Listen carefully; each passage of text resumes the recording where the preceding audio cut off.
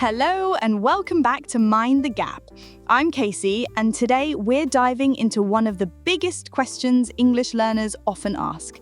Do I really need a big vocabulary to speak well? And I'm Jen.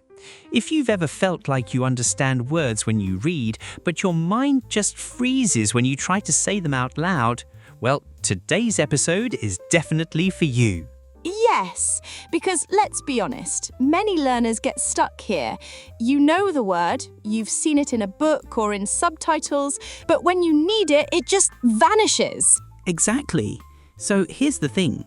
Vocabulary is like the fuel for your English car. Without fuel, you simply can't drive anywhere. But fuel alone isn't enough. You also need a gearbox. That's your collocations, the way words naturally fit together.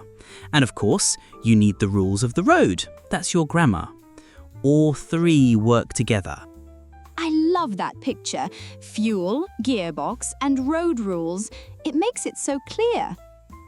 And here's another important point. Your vocabulary size decides how much of English you can actually understand. It's what we call comprehensible input. If you know more words, suddenly the news, podcasts, even a film without subtitles, so much more of it becomes clear. And it also gives you precision, right? If you've only got one or two ways to say something, your speech can sound flat. But with more words, you can choose the one that feels just right. Spot on. Take this example.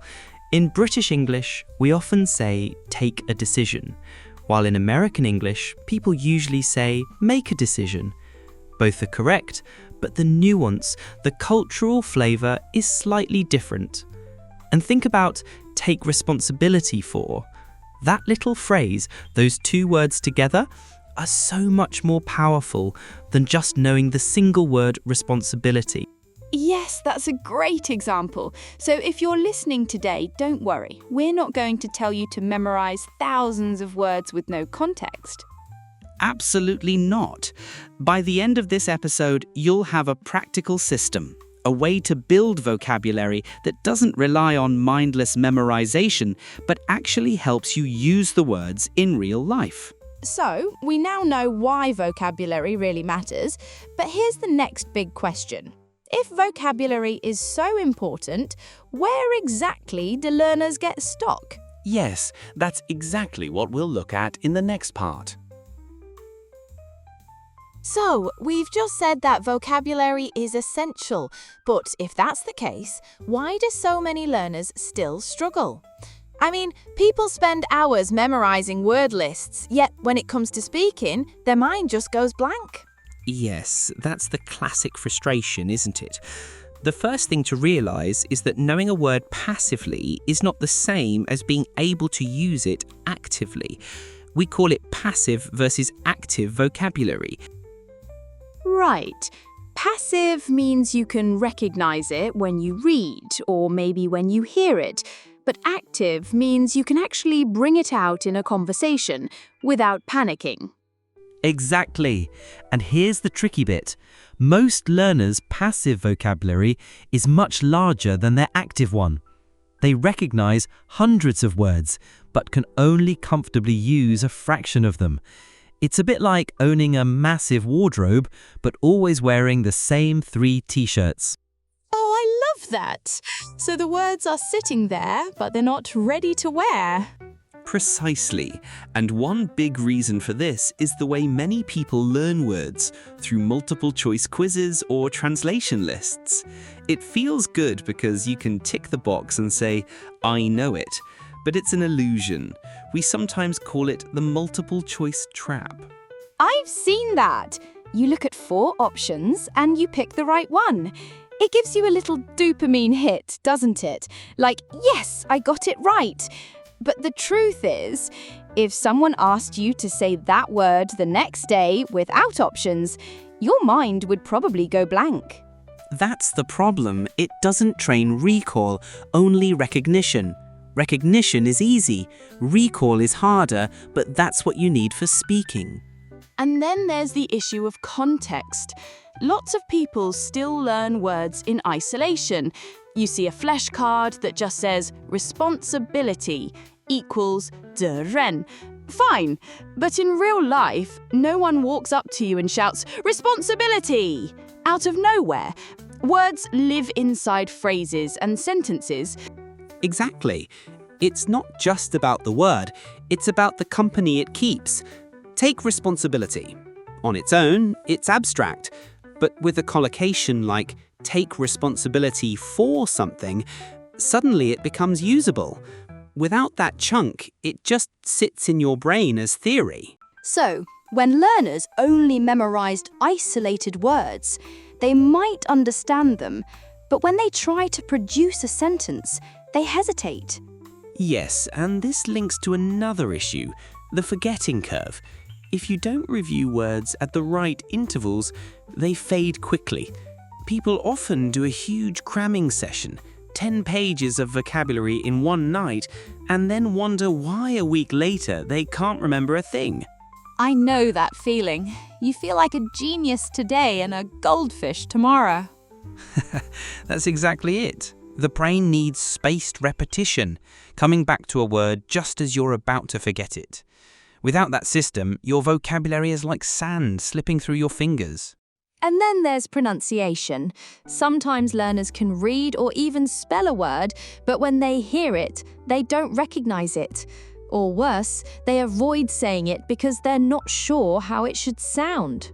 Yes, pronunciation and listening are part of the vocabulary problem too. If you only learn words through the eye and not through the ear, you're missing half the picture. Think about words like comfortable or Wednesday. They look one way on paper, but sound completely different in natural speech. That's so true. And I guess this is why some learners say, I can read English fine, but when native speakers talk, it's like a blur. Spot on. And one last pitfall worth mentioning is what I call deck inflation. Learners collect too many words, add everything they see into their app, but never clean it up. The review pile grows so big that it becomes stressful, and they stop altogether. Yes, like a fridge stuffed with leftovers you'll never actually eat. Perfect image. The point is, more isn't always better. A smaller, high-quality set of words you can really use is far more powerful than a giant list you half remember. So if you've ever felt like you know a word when you see it, but the moment you try to say it, your brain freezes, don't worry. You're not alone, and it doesn't mean you're bad at languages. It just means you're stuck in these common traps. Exactly. And the good news is there are proven principles that can help you escape these traps. The methods that make words stick and actually come out when you need them. Which is exactly what we'll explore next. So stay with us, because now that we've found the problems, it's time to look at the principles that really work. So Jan, in the last part, we spoke about all the common traps learners fall into. Now, I'm curious, what are the actual principles that can help people get words out of their heads and into their mouths? Great question. And the good news is there's plenty of research on this. Let's start with something called active recall. Most learners spend their time just rereading or recognizing words, but the real power comes when you force your brain to bring the word back without a hint. So not just looking at the word and saying, yes, I know it, but actually trying to produce it. Exactly. Imagine you have the word sustainable. If you only ever see it on a list, you'll think you know it. But if I cover it up and ask, what's the word for something that can last without harming the environment? Now your brain has to work. That's active recall, and it's the effort that makes it stick. It does feel harder though. Of course, and that's the point. Learning that feels too easy often doesn't last. Which brings me to another principle: desirable difficulty. You want practice to be a little uncomfortable, a little challenging, because that's what strengthens the memory.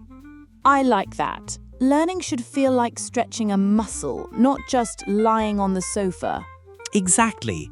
Now, the second principle is spaced repetition, or SRS. Many learners cram 10 pages in one go, but our memory doesn't work that way. We need to review words just as we're about to forget them. That's the sweet spot. So instead of one massive study session, it's better to see the word again tomorrow, then maybe 3 days later, then a week later? Spot on. It's like watering a plant. If you pour 10 liters of water in one day and then forget it for a month, the plant will die. But if you give it a small, regular drink, it flourishes. Your vocabulary works the same way. That makes so much sense. And what about context? Ah, yes, context is crucial. Words don't live alone. They live in chunks, in collocations. Let's take decision. On its own, it's fine. But think about the difference between make a decision and take a decision. Both are correct, but the usage differs between American and British English. Learning the chunk makes you sound natural, not robotic. And it means you don't have to invent the grammar every time. You just grab the ready-made phrase. Exactly. Phrases are like Lego bricks. You can click them straight into your speech. I suppose this also helps with confidence. If I've learnt take responsibility for as one whole unit, I don't have to worry about whether the preposition is on or of or about. Yes, that's precisely the advantage. Now, another useful principle is interleaving, mixing up what you practice. Instead of drilling just one topic, like 20 food words, mix in some travel, some business, some connectors. It feels less tidy, but it forces your brain to retrieve more flexibly. So you're saying we should embrace a bit of messiness? Yes, real life is messy. Conversations don't come in neat categories. If you only ever practice one type of vocabulary at a time, you'll struggle when topics change suddenly. That's really interesting. And what about roots and word families? I've heard people say that helps too. That's called morphological awareness, understanding prefixes, suffixes, and roots. For example, the root spect means to look. Inspect, prospect, perspective, spectacular. Once you see the pattern, every new word feels a little less new. That's brilliant. It's like buying one key that opens several doors. Yes, that's a perfect way of putting it. And if you combine that with multiple modes, reading the word, hearing it, saying it aloud, even writing it down, you're building a stronger network in your brain. That's multimodal encoding. So the more ways we experience the word, the more chance we have to remember it. Exactly. Think of it like tying a knot with 5 ropes instead of 1. Much harder to break. This is so helpful. So to sum up, we need active recall, spaced repetition, context and collocations, desirable difficulty, interleaving, word families, and multimodal learning. Perfect summary.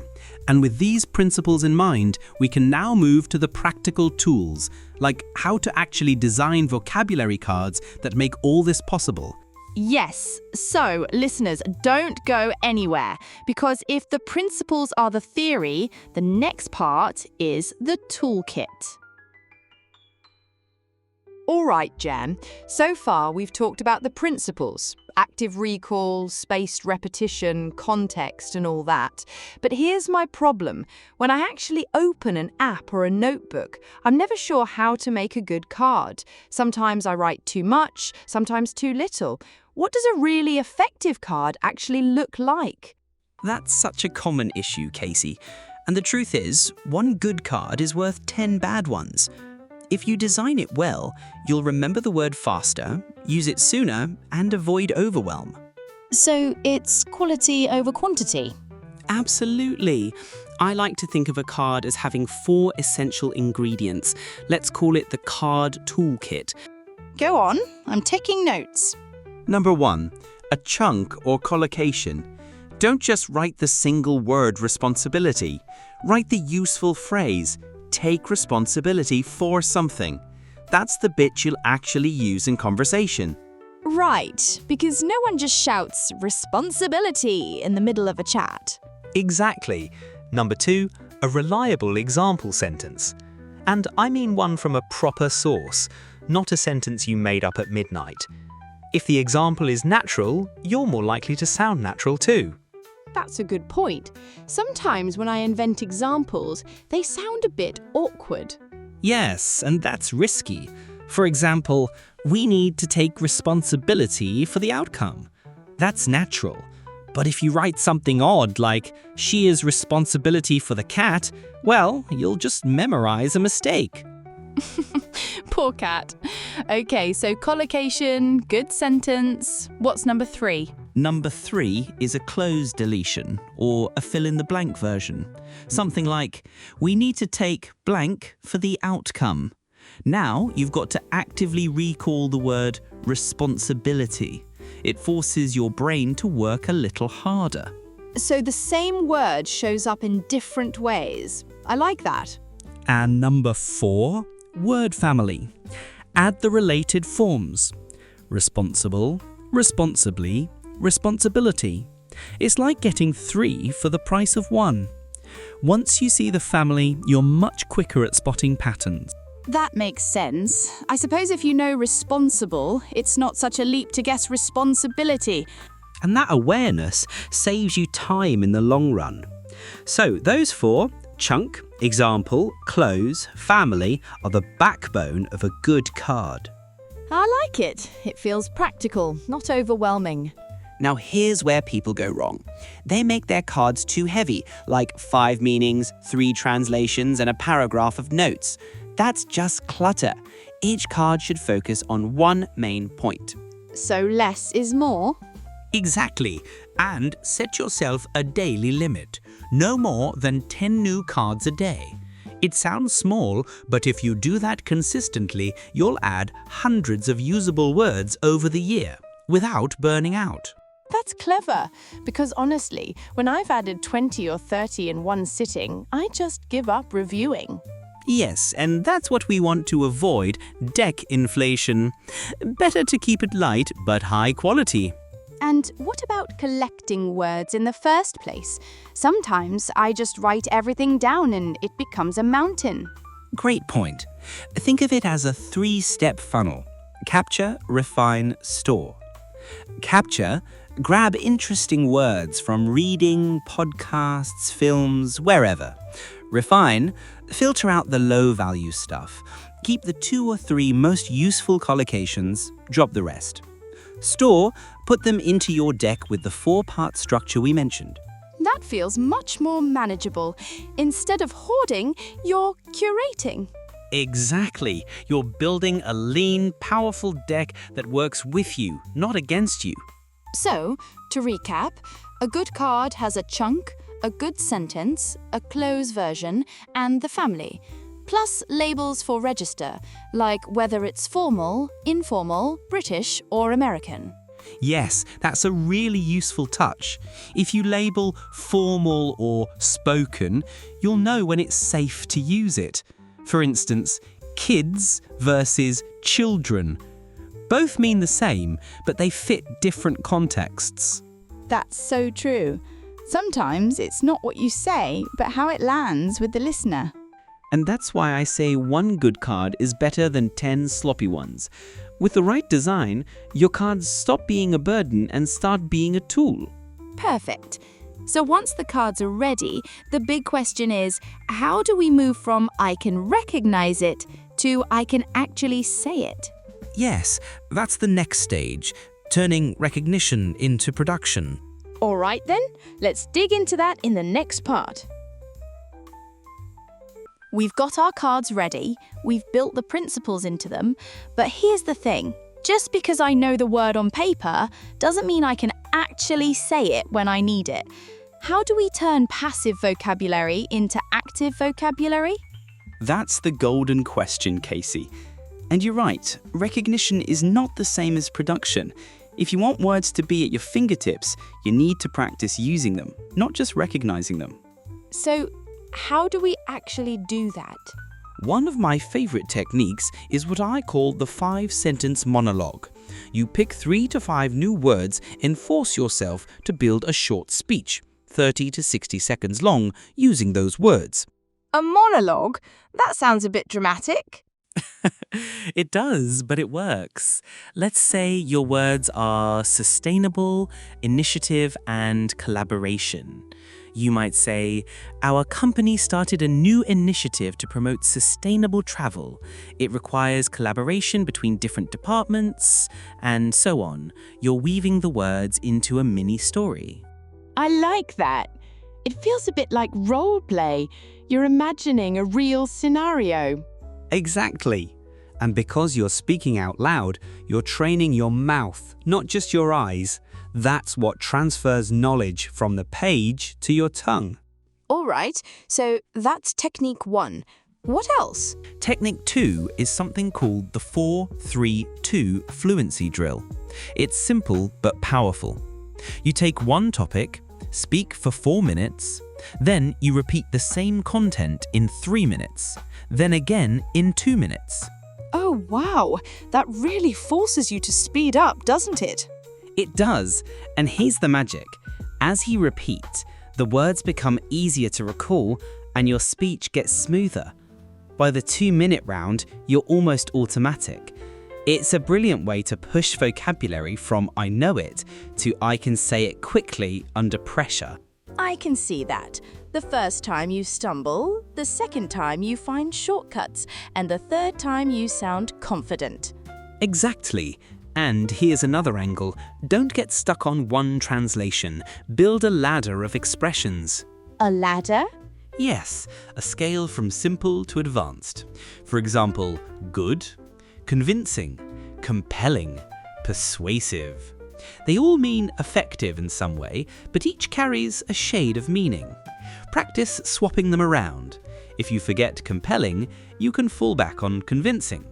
That's brilliant, because it takes away the fear of blanking out. You don't freeze, you just climb down the ladder to a simpler word. It keeps the conversation flowing, and it also trains you to notice subtle differences. Compelling evidence feels stronger than convincing evidence. Persuasive often refers to people rather than facts. These shades of meaning make your English more precise. So, instead of memorizing one perfect word, you're building a little family of options. Yes, and that's what fluent speakers do all the time. They flex between words depending on the situation. Okay, so we've got monologues, fluency drills, and word ladders. Is there anything else? Yes, think task-based practice. Give yourself a small mission. For example, explain how to make a cup of tea using these 3 new words. Or give your opinion on social media using today's vocabulary. It's not just reciting, it's applying. So you create a context where the words are needed, not just floating around. Exactly. Language sticks when it solves a problem. If you use a new word to complete a real task, it goes deeper into your memory. This feels so much more alive than just staring at flashcards. That's the whole point. Vocabulary needs to be exercised, otherwise it stays trapped in the passive zone. So, to sum up, we can 1. Do short monologues with new words. 2. Practice the 4-3-2 drill for fluency. 3. Build expression ladders to avoid getting stuck. And 4. Set ourselves little tasks that demand those words. Perfect summary, Casey. And remember, none of these need to take hours. 5 or 10 minutes a day is enough if you're consistent. That's reassuring. And I suppose the key is rhythm, having a daily routine so it doesn't slip away. Exactly, which leads us nicely into the next part, because having techniques is great, but without a routine, they fizzle out. Yes, so listeners, up next, we'll talk about daily and weekly systems to keep everything ticking over. Everything we've discussed so far sounds brilliant, but here's the issue. Learners often say, I know all these techniques, but I never manage to keep them going. How do we make vocabulary practice sustainable? Yes, that's the real challenge, isn't it? It's not about doing 10 hours once, it's about doing 20 minutes every day. The key is rhythm. So let me give you a routine. 20 to 30 minutes a day, plus one slightly longer session each week. That sounds doable. What exactly happens in those 20 minutes? Right. Step 1. Capture 3 to 5 new words. But don't just grab the word itself. Always include a bit of the context. For example, if you hear resilient in a podcast, jot down the actual phrase, a resilient community. Context makes the word easier to remember. So, not just lists of single words, but phrases in their natural environment. Exactly. Step 2, review your deck with SRS. And here's the important part. Focus on recall, not recognition. Instead of multiple choice, cover up the answer and force yourself to produce it. That is harder, but I guess that's what actually moves the word into long-term memory. Spot on. Step 3, spend 5 minutes on shadowing. Just the passive zone words, the ones you don't expect to use yet. Listen, repeat, match the rhythm. Don't pressure yourself to produce them actively straight away. That's interesting. It takes the stress off, doesn't it? You're just letting your mouth and ear get used to the shape of the word. Exactly. And finally, step 4, do a short output, 40 to 60 seconds.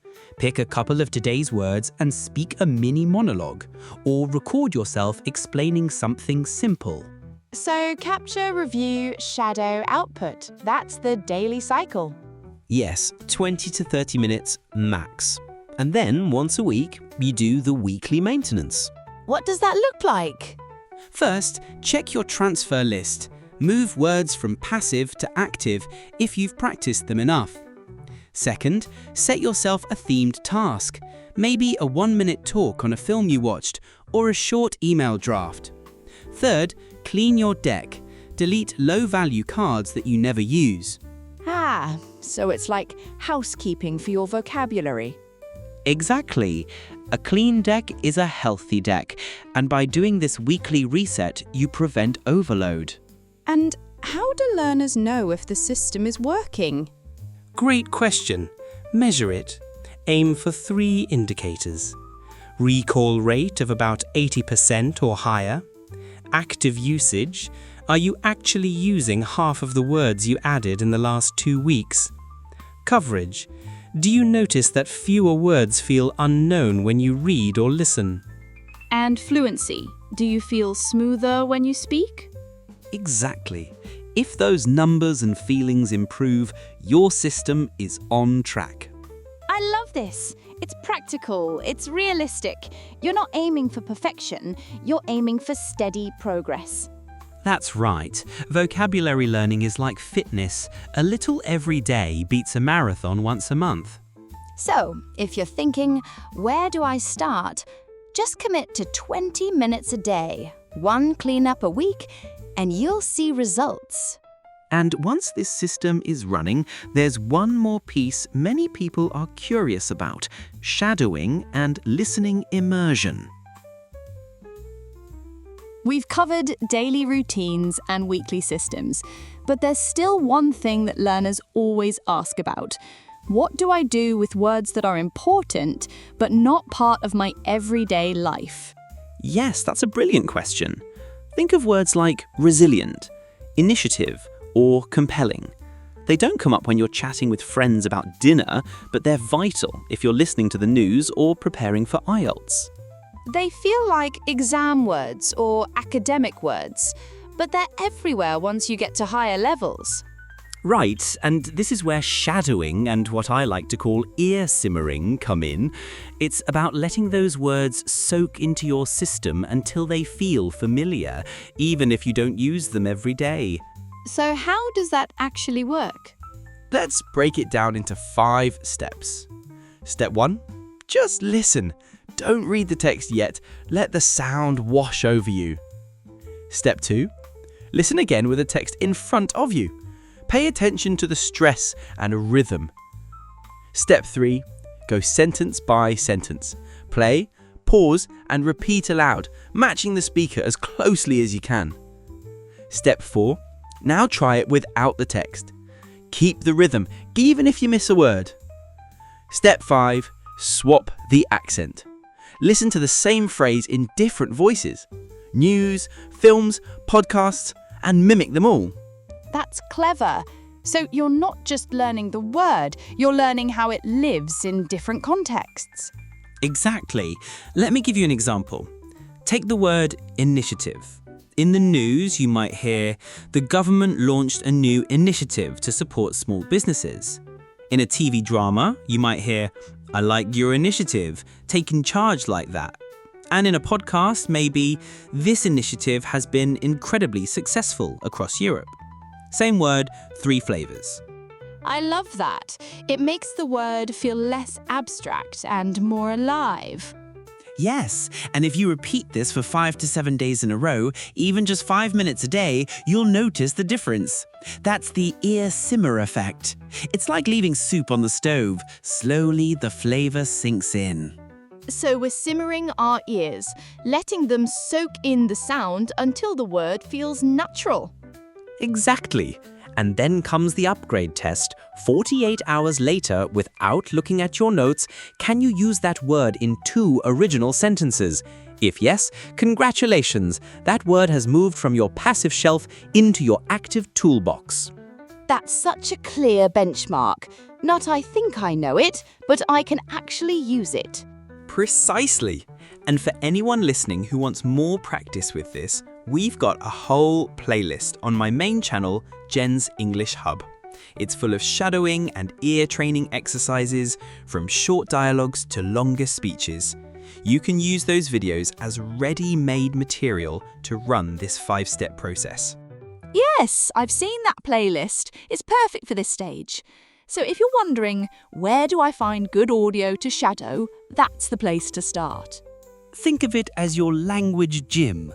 Just 5 minutes a day, and over time, those difficult words stop feeling foreign. And I suppose the beauty is, you don't need hours. You just need consistency. Little and often. And when you combine shadowing with your daily and weekly system, suddenly you're covering all bases, common words, rare words, and the tricky in between. So, if you've been wondering what to do with those awkward but important words, this is the answer. Exactly. And now, to wrap everything together, we'll finish with one final piece, a simple action checklist you can take away today. Yes, the cheat sheet. That's coming up next. All right, we've covered a lot today. Principles, tools, routines, and shadowing. But we don't just want you to listen and think, that was nice. We want you to actually take action. So here's your 5-step action checklist for today. Step 1, grab 3 words you know you'll actually use and add 2 more that you often hear but can't yet say. That's your starting set. Step 2, write 1 sentence frame for each of them. For example, if your word is negotiate, your frame might be negotiate with someone about something. Don't just write the meaning, write the chunk. Step 3, shadow for 5 minutes. Pick something from your passive zone and just follow along with the audio. No pressure to perform, just get the rhythm into your ears and mouth. Step 4, record a 40-second mini monologue. Use a couple of your new words. It could be as simple as describing your day or giving your opinion on a film. And step 5, tomorrow, review those words with your SRS system. Test yourself without looking. If you can recall them, fantastic. If not, that's fine. Just repeat the cycle. So there you go, 5 small steps, all doable in under half an hour. Yes, and if you do this consistently, you'll feel the results within weeks, not months. And if you'd like to follow along directly, check the pinned comment or the description. We've put today's action checklist there as a handy cheat sheet. And if you're especially keen on improving your listening and speaking, head to the shadowing and ear training playlist on my main channel, Jen's English Hub. Those videos are perfect to plug into step 3. So, to wrap up, we're not chasing how many words you've memorized. What matters is how many you can actually use. Quality over quantity, always. And if you found today's episode useful, don't forget to like, subscribe to Jen's English Hub, and share it with a friend who's also learning English. And of course, if there's a topic you'd love us to cover in a future episode, leave us a comment. We read them all. That's all from us today. Thanks for joining, and we'll see you in the next one. Take care, everyone. Bye for now.